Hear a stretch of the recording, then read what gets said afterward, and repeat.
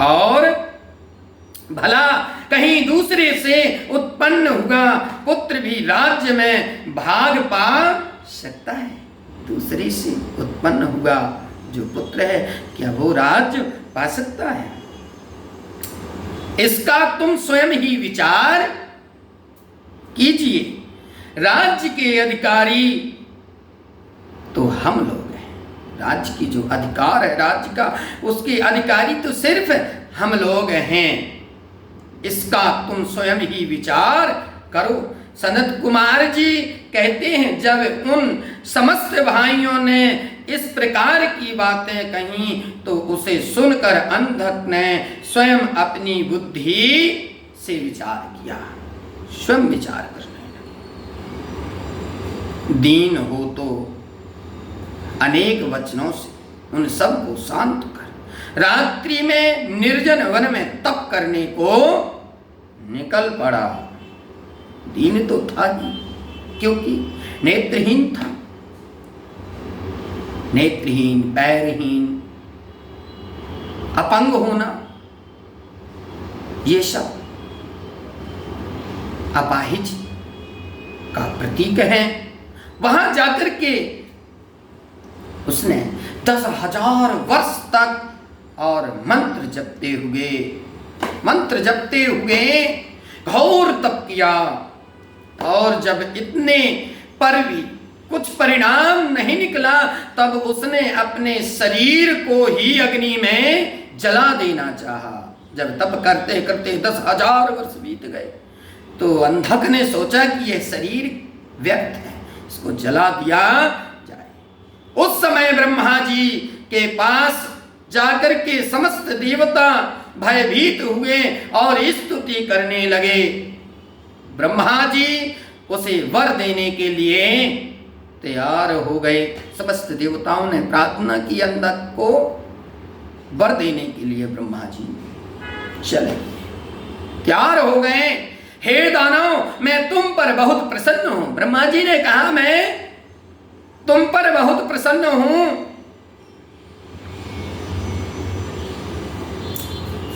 मैं बहुत प्रसन्न हूं, जो चाहो वह वर मांगो। मैं तो बहुत प्रसन्न हूं, जो वर चाहिए मांग सकते हो। तथास्तु, मांगो वर। अतः वे मेरे निष्ठुर भाइयों ने मेरा राज्य छीन लिया है। अंधक ने कहा, मेरे जो निष्ठुर भाई हैं उन्होंने मेरा राज्य हड़प लिया है ब्रह्मा जी से। वे प्रहलाद आदि सब मेरे धैर्य हो जावे, मुझ अंधे के दिव्य नेत्र हो जावे। इंद्रादि सब देवता मुझे कर देने आवे। जो इंद्रादि समस्त देवता गण हैं वह मुझे कर देने के लिए आवे। मैं ऐसा वर चाहता हूं। ब्रह्मा जी से अंधक ने कहा, मुझे मार कोई ना सके, चाहे देवता हो, चाहे गंधर्व हो, चाहे किन्नर हो, यक्ष हो, सिद्ध हो और मनुष्य हो, नारायण और सर्वमय शंकर ही क्यों प्रकट होकर मुझे ना मार सके। तब उसकी ऐसी दारुण वाणी सुनकर ब्रह्मा जी बड़े ही शंका में पड़ गए। उन्होंने कहा, ऐसा ना हो कि ये दुराचारी समस्त देवताओं को नष्ट कर दे और तुम इसको पलटकर दूसरा वर मांगो। मन में विचार करने लगे और कहने लगे ब्रह्मा जी कि इसको पलटकर दूसरा वर मांग लीजिएगा। ऐसा नहीं हो सकता, तुम इसको पलटो। तब उसने कहा, तीनों कालों में उत्तम, मध्यम और कनिष्ठ स्त्रियों के मध्य में एक कोई ऐसी स्त्री रत्न को मेरी माता मेरी माता बनाइए और उक्त कहे हुए सब वर तो मुझे प्राप्त होवे ही, परंतु शंकर को छोड़ मुझे और कोई ना मार सके। भगवान शिव को छोड़ करके मुझे कोई मार ना सके, ऐसा वर अंधक ने मांगा। अब ब्रह्मा जी ने तथास्तु तो कह दिया। ब्रह्मा जी सोचने लगे, स्वस्थ हो। तथा तपासन से उठकर और अपने घर आया। प्रहलाद आदिक समस्त दैत्य उसके भृत्य हो गए, उसके वशीभूत हो गए। उसने ब्रह्मा वरदान से सब देवताओं को भी जीत लिया और सभी पर राज्य करने लगा। सभी उसके वशवर्ती हुए।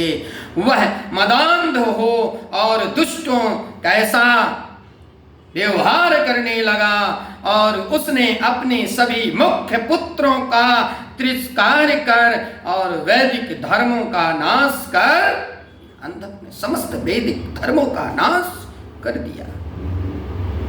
विरोधी उसने ब्राह्मणों का विरोध किया। करोड़ों वर्षों तक ऐसा ही वेद गुरु ब्राह्मण देव विरोधी राज्य करता रहा। उसने बड़ा भयंकर कठोर राज्य किया। धन की मदानता से उसे कुमारगी बना दिया गया, जो धर्म की धन की मद होती। कहते हैं कि कनक कनकते 100 गुने मादकताय अधिकाय, या पाए बौराए नर वा खाए बौराए। सोने को भी कनक कहती, धतूरे को भी कनक कहती। तो धतूरा खा जाए तो बौरा जाए, पगला जाए, और यदि स्वर्ण अधिक मिल जाए तो भी पगला जाए, बौरा जाए। कनक कनक ते 100 गुने मादकता अधिकाय, या पाए बौराए नर वा खाए बौराए। सत्य है, जीवन में यही सत्य है। तो एक समय वह अपनी सेना को मंदराचल पर्वत पर ले गया, तो वहां की स्वर्णमयी शोभा से आकृष्ट हो उसने अपना एक अद्भुत ग्रह निर्माण करना चाहा और मंदिर के शिखर पर उसने यह इच्छा पूर्ण भी कर ली।